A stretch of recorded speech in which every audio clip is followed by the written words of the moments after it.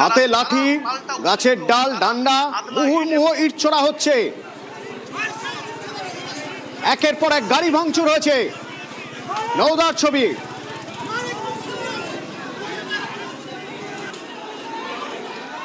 আজ সকাল থেকে উত্তপ্ত হয়ে উঠেছিল এই নওদা, এবং সেখানে দেখা গিয়েছিল যে হুমায়ুন কবির 173 আর 174 নম্বর বুথে, সেখানে তাকে ঘিরে উত্তেজনা ছড়িয়ে পড়ে। বুথ এজেন্টকে বের করে দেওয়ার অভিযোগ করেন হুমায়ুন কবির। পাল্টা তাকে গো ব্যাক এলোপাতাড়িভাবে আমজনতা উন্নয়ন পার্টির কর্মী সমর্থকরা তৃণমূল কর্মীদেরকে লক্ষ্য করে যখন ইট পাটকেল ছুড়ে, সেই সময় কিন্তু এবং পরিস্থিতি সামাল দিতে বিশাল পুলিশ বাহিনী এসে পুলিশ বাহিনীকে লাঠি চার্জ করতে হয়। লাঠি চার্জ করে পরিস্থিতি সামাল দেয়। তবুও এলাকায় কিন্তু ব্যাপক উত্তেজনা হয়ে রয়েছে, এবং তুমি দেখতে পাচ্ছ যে এলাকায় একেবারে উত্তেজনা, এবং যে পাড়ায় এবং বুথ কেন্দ্রে কিন্তু এখন ভোটার সংখ্যা কিন্তু কম। ভোটাররা তারা কিন্তু বুথে কিন্তু ভোট দিতে আসতে ভয় পাচ্ছে, কারণ যে কোনো সময় দুর্ঘটনা ঘটতে পারে বলে এমনটাই অভিযোগ তৃণমূল কর্মীদের।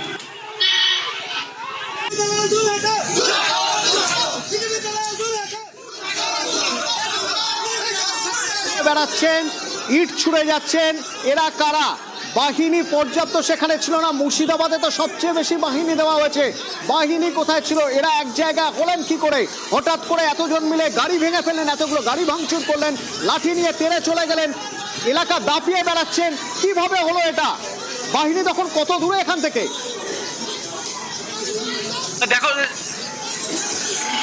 দেখো যে লাঠি এবং ইট পাটকেল নিয়ে ছুটছে তারা কিন্তু একেবারে আমজনতা উন্নয়ন পার্টির তারা কর্মী এবং সমর্থক। এবং যে অভিযোগ করছে তৃণমূল কংগ্রেসের পক্ষ থেকে, যে অভিযোগ ব্লক সভাপতি করছেন, আমজনতা উন্নয়ন পার্টির প্রার্থী যিনি রয়েছেন হুমায়ুন কবির, তিনি কিন্তু গাড়িতে করে তারা বহিরাগত এবং বাইরের যারা আছেন তাদেরকে নিয়ে এসেছেন, এবং ভাড়া করে নিয়ে এসে এই বুথে ওই ছাপ্পা মারার চেষ্টা করছেন বলে অভিযোগ তৃণমূলের। কিন্তু তারপরেই যে একটা বিশৃঙ্খলা ঘটার পরেই যে অবরোধ করে, অবরোধ তারপরে পুলিশ বাহিনী এসে তুলে দেয়।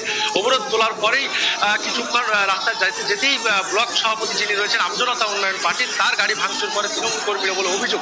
এবং তারপরেই আমজনতা উন্নয়ন পার্টির সমর্থকরা হাতে তোমার একেবারে গোটা ইট, আদলা ইট এবং বাঁশ, লাঠি, রড নিয়ে তৃণমূল কর্মীদেরকে লক্ষ্য করে এলোপাতাড়িভাবে ছুটতে শুরু করে এবং মারধর করে। এবং তারপরে বিশাল পুলিশ বাহিনী এসে পরিস্থিতি লাঠিচার্জ করে পরিস্থিতি সামাল দেয়, এবং এই এলাকায় ব্যাপক উত্তেজনা রয়েছে। রাকিবুল, যে ছবি আমরা দেখছি তাতে দুপক্ষই রয়েছে।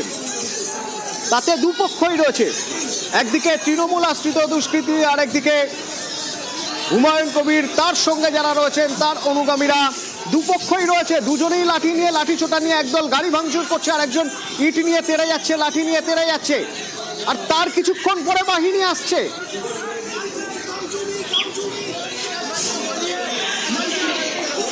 দেখো যে ঘটনাস্থল ছিল অবরোধের জায়গা, সেই অবরোধ জায়গা থেকে কিছুটা দূরত্বে যেতেই কিন্তু আচমকাই গাড়ি ভাঙচুর করে তৃণমূল কর্মীরা বলে অভিযোগ। এবং তারপরেই কিন্তু আমজনতা উন্নয়ন পার্টি তারা কিন্তু ক্ষিপ্ত হয়ে তারা কিন্তু পাল্টা অভিযোগ করে। বলা যায় যে দুই পক্ষেরই তারা কিন্তু একদম একে অপরকে যে যুদ্ধ মানে একেবারে সংঘর্ষ শুরু করেছে তারা। এবং কেন্দ্র বাহিনী একদম নীরব বলে অভিযোগ। তৃণমূল কংগ্রেসেরও অভিযোগ যে কেন্দ্র বাহিনী তারা কোনো কাজ করছে না। এবং পাল্টা অপরদিকে কিন্তু আমজনতা উন্নয়ন পার্টির প্রার্থী যিনি রয়েছেন হুমায়ুন কবির, তারও অভিযোগ যে পুলিশ প্রশাসন শাসক দলের হয়ে কাজ করছে, এমনটাই অভিযোগ করছে। রাকিবুল, সঙ্গে থাকো। একবার শুধু জেনে নিতে চাইবো তোমার থেকে রাকিবুল, হুমায়ুন কবির এখন কোথায়? কিছুক্ষণ আগে দেখা যাচ্ছিল যে তিনি একটা টুল নিয়ে বসে রয়েছেন, রাস্তার মাঝে অবস্থান করছেন, তার মাথায় জল দেওয়া হচ্ছে, তিনি চোখে মুখে জল দিচ্ছেন। এখন তিনি কোথায়? দেখো, তিনি অবরোধ করে বসেছিলেন রাস্তায় যখন রাজ্য সড়কে। তারপরে কিছুক্ষণ আগেই পুলিশ, বহরমপুর অতিরিক্ত পুলিশ সুপার যিনি রয়েছেন তার নেতৃত্বে সে অবরোধ তুলে দেয় এবং হুমায়ুন কবিরকে সেখান থেকে বের করে দেন। এবং হুমায়ুন কবির তার গাড়িতে চেপে তিনি আলীনগর থেকে পাটকেবাড়ি অঞ্চলের দিকে তিনি এখন এই মুহূর্তে বেরিয়ে গেছেন। এবং তাকে লক্ষ্য করে কিন্তু তৃণমূল কর্মীরাও কিন্তু তাকে ধাওয়া করেন এবং সেখান থেকে তিনি বেরিয়ে যান বলে এমনটাই জানা যায়। অর্থাৎ রাকিবুল, এইসব গাড়ি ভাঙচুর যখন হচ্ছে তখন হুমায়ুন কবির স্পটে নেই, তার আগেই তিনি বেরিয়ে গেছেন। তারপরে এইসব ভাঙচুর, পাল্টা ভাঙচুর বা ইট ছোড়াছুড়ি চলছে।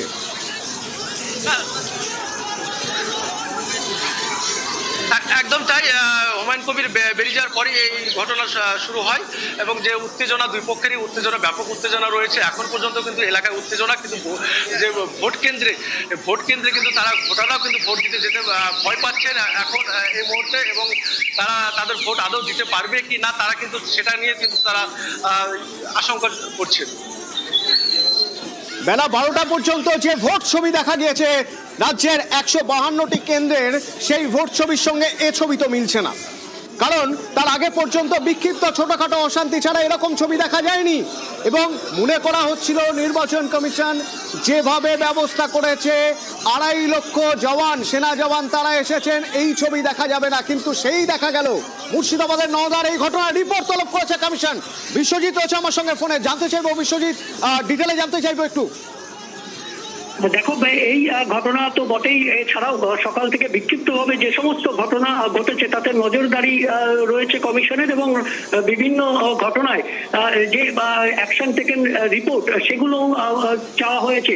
এর আগে যে প্রার্থীর কথা আমরা বলছি, নওদাতে যার গাড়ি ভাঙচুর হয়েছে বলে খবর, এবং আমরা দেখতে পাচ্ছি সেই গাড়ি ভাঙচুরের ঘটনা, সেই ছবি প্রকাশ্যে এসছে, এবং সেখানে যে একটা সামগ্রিকভাবে যে নিরাপত্তার ছবি, মানুষের মনে যে ভরসার ছবিটা নির্বাচন কমিশন এতক্ষণ পর্যন্ত রেখেছিল, সেটাকে এই বিক্ষিপ্তভাবে এই জায়গায় সেটা যেন অনেকটাই খর্ব হয়েছে। এবং সেই কারণেই নির্বাচন কমিশন তৎপর হয়ে ঠিক কোথায় ঘটনা ঘটেছে, সেখান থেকে সেক্টর অফিসাররা কত দূরে ছিলেন এবং তারা কতক্ষণে পৌঁছেছেন, কতক্ষণে সেখানে কেন্দ্রীয় বাহিনী অর্থাৎ তারা সেখানে পৌঁছেছে, এবং ঘটনা নিয়ন্ত্রণ নিতে কতক্ষণ সময় লেগেছে। অর্থাৎ এই যে ঘটনা ঘটলে সেখানে তৎপর হয়ে সেখানে যাওয়া এবং সেখানে সেই ব্যবস্থা নেওয়া, এবং কারা কারা এই ঘটনায় যুক্ত তাদেরকে চিহ্নিত করে তাদের বিরুদ্ধে কি অ্যাকশন টেকেন নেওয়া হচ্ছে, সেই রিপোর্ট অবিলম্বে চাওয়া হয়েছে। এবং নির্বাচন কমিশনের তরফ থেকে নির্বাচন কমিশনের নজরদারি চলছে 152টি যে কেন্দ্র, সেখানে 16টি জেলাতে পর্যায়ক্রমে কন্ট্রোল রুমের মাধ্যমে যেমন নজর রাখছে, তেমনি সরাসরিও সেক্টর অফিসারদের সঙ্গে নির্বাচন কমিশন তো বলেছিল কুইক রেসপন্স টিম থাকবে, ব্যাপক নজরদারি থাকবে, কোনো জায়গায় কোনো ঘটনা ঘটলে দ্রুত পৌঁছে যাবে। কিন্তু এত দ্রুত পৌঁছতে পারেনি সেখানে বাহিনী, যত দ্রুত সেখানে দুপক্ষের মধ্যে মারপিট শুরু হয়ে যায়, গাড়ি ভাঙচুর শুরু হয়ে যায়। এটাও নিশ্চয়ই নির্বাচন কমিশনকে ভাবাচ্ছে। একদমই সেই সময়টাই জানতে চাইছে নির্বাচন কমিশন, ঘটনা কখন ঘটেছে এবং তারপর সেখানে কুইক রেসপন্স টিম বা সেক্টরের সাহায্য কতক্ষণে পৌঁছেছে, কেন্দ্রীয় বাহিনী কতক্ষণে পৌঁছেছে। কিন্তু তার থেকেও বড় কথা যে এর যে একটা আভাস, সেটা তো এর আগেই মিলেছিল যে এই প্রার্থীর সঙ্গে বচসা, এবং এই প্রার্থী নিজেই সেন্ট্রাল ফোর্সের দিকে আঙুল তুলে কথা বলেছিলেন কেন, সেই জন্য সেই রিপোর্ট চাওয়া হয়েছিল। অর্থাৎ এই প্রার্থীকে ঘিরে যে একটা উত্তেজনা রয়েছে সেটা জানার পরেও এই প্রার্থীর যে উপর গাড়ির উপর হামলা হলো কি করে, তারপরে ঘটনা, অর্থাৎ নজরদারির যে একটা স্থানীয়ভাবে সেই সেক্টরের বা সেই স্থানীয়ভাবে সেখানে একটা নিরাপত্তার কোথাও একটা মিসকমিউনিকেশন হয়েছে, সেটাই জানতে চাইছি। কোথাও এখানে বোধহয় ফসকাগের হয়ে গিয়েছিল। হুমায়ুন কবির কি বলছেন শুনবো একবার।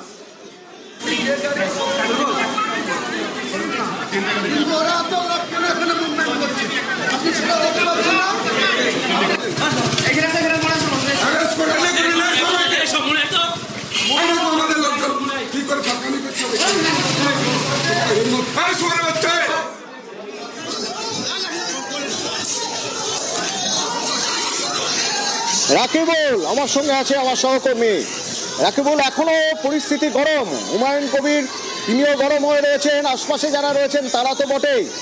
কিন্তু কতক্ষণ ধরে এই তাণ্ডব চললো, মানে কুইক রেসপন্স টিম পৌঁছলো কতক্ষণ পরে?